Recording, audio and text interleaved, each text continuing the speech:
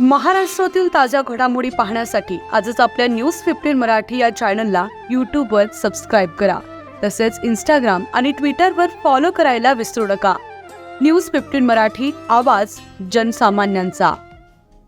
लातूर शहरातील हाटोळती गावचे शेतकरी अंबादास पवार व मुक्ताबाई पवार यांचा व्हिडिओ व्हायरल झाल्यानंतर आता त्यांना अनेकांकडून मदतीचा हात मिळतोय. आज क्रांतिकारी शेतकरी संघटनेतून त्यांना बैलजोडी देण्यात आली आहे. मूळ बैलजोडी नसल्यामुळे ते स्वतः पती पत्नी आऊत ओढत होते. त्यांची समस्या अखेर क्रांतिकारी शेतकरी संघटनेनं सोडवली आहे. बैलजोडी मिळाल्यानंतर या शेतकरी जोडप्यानं बैलाला मायेचा हात फिरवत शेतामध्ये औत चालवला व समाधान व्यक्त केलं आहे. मात्र महाराष्ट्र शासनाकडून अद्यापही त्यांना कुठल्याही पद्धतीचं कर्जमाफी व मदत न मिळाल्यानं त्यांनी सरकारवर नाराजी व्यक्त केली आहे. न्यूज 15 मराठीसाठी असलम शेख, लातूर. काय सांगाल आजी, तुम्हाला शेतकरी संघटनेनं बैलजोडी दिली आहे, काय तुमची भावना आहे? काय नाही, मला आनंद झाला, माझी भावना झाली. पण ते सरकारनं काय करावं, सगळ्याला कर्ज माफ करावं. झालं बैल देव काय कर्ज माफ करावं, मालाला भाव द्यावं, सगळ्याचं माझ्यावनीच करावं. त्यांना माझी भावना नाही, मला दिली म्हणून माझं समाधान झालं असं नाही, सगळ्या जगाचं समाधान हो. ज्याला शेत माझ्यावनी येतं का त्यांचं कल्याण हो.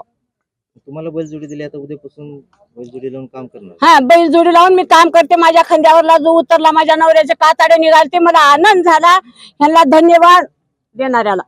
काय सांगाल बाबा, आजोबा तुमचं काय, तुम्हाला काय वाटतं? बैलजोडी मिळाली आज तुम्हाला? बैलजोडी मिळाली, मला आनंद झाला, सगळ्याला आनंद झाला, मला आनंद झाला, तसे सगळ्यालाच आनंद व्हावं. पुऱ्या भारताला जेवढे कुणबी आहेत तेवढ्याला असाच आनंद हो. मला जसा आनंद वाटायला तसं त्याला बी आनंद हो, त्याचं कर्ज कमी हो, परत तू मालाला भाव मिळावं, तिथून हे त्याला बी सगळ्या ह्याचं कर्ज माफ हो. तर हा मला बी आनंद होईल. हा मला दिलं, त्यांना नाही म्हणलं तर काही नाही, ते आम्हाला आनंद होणार नाही. त्यांना बी देवा तर आमची समाधानी होईल. आमच्यावनीच आहेत ते बी माणसंच आहेत. आम्ही जो वडलो म्हणून आम्हाला दिला असं नाही, सगळ्याच कर्ज माफ करा, मालाला भाव द्यावं, सगळं करा. शासनाकडून अजून मदत मिळाली का तुम्हाला? काय मिळाली? 50 वर्ष झालं शेती करते आमचे नवरे. मग 50 वर्ष झालं बैल होते, 40 वर्ष.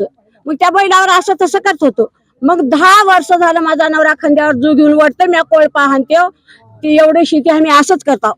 आज क्रांतिकारी शेतकरी संघटनेच्या वतीनं हाडोळती तालुका अहमदपूर जिल्हा लातूर येथील एका अतिशय अल्प भूधारक शेतकऱ्याला आज आम्ही संघटनेच्या वतीनं लोकवर्गणी केली आणि आज बैलजोडी त्यांना दिली.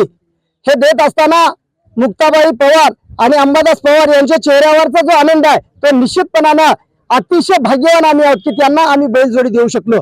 खरं तर सरकारचं धोरण हे अतिशय चुकीचं आहे आणि या सरकारच्या चुकीच्या धोरणामुळे आज भारतातला, महाराष्ट्रातला लाखो शेतकरी पूर्णपणे हवालदिल झालेला आहे.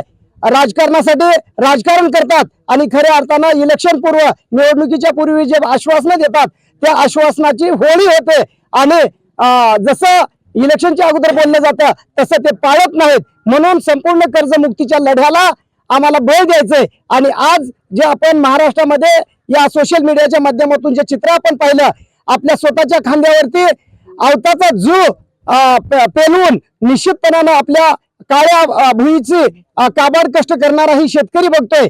तर हे शेतकरी अशा पद्धतीनं आधुनिक यंत्रसामुग्रीच्या माध्यमातून शेती परवडत नाही, प्रचंड महागाई वाढलेली आहे आणि अशा स्थितीमध्ये शेतकऱ्याच्या मालाला भाव नाही. मग शेतकऱ्याच्या मालावर जर उत्पादन खर्चावर 1.5 पट जर भाव दिला तर निश्चितपणानं सरकारच्या दारात आम्हाला भीक मागायची गरज पडणार नाही. आणि म्हणून सरकारनं शेतकऱ्याप्रती असलेलं धोरण बदलावं आणि आमच्या मालाला निश्चितपणानं 1.5 पटीनं भाव जर दिला तर आम्ही निश्चितपणानं सुखी असणार आहोत. कारण लाखाचा पोशिंदा हा बळीराजा आहे, शेतकरी आहे, तो मात्र आज मरणाच्या दारावर येऊन ठेपलेला आहे. तरी पण हे सरकार जागं नाही, कारण सरकार हे स्वतःच्या मस्तीत आहे, बेताल वक्तव्य करतोय. आणि अशा परिस्थितीमध्ये रविकांत तुपकर सारखा लढवय्या नेता क्रांतिकारी शेतकरी संघटनेचा झेंडा घेऊन शेतकरी एकत्रित करण्याचं काम करतोय. आणि आज अंबादास पवार आणि मुक्ताबाई पवारांनी असंख्य शेतकऱ्याची जी व्यथा आहे ती व्यथा आपल्या खांद्यावर जू घेऊन दाखवलेली आहे. तर येणाऱ्या काळामध्ये निश्चितपणाने सरकारनं धोरण बदललं पाहिजेत आणि शेतकरी जो मरणाच्या दारात उभा राहिलेला आहे त्या शेतकऱ्याला न्याय मिळाला पाहिजे. अन्यथा महाराष्ट्रभर रविकांत तुपकरांच्या नेतृत्वाखाली अशा असंख्य शेतकऱ्याला एकजूट करून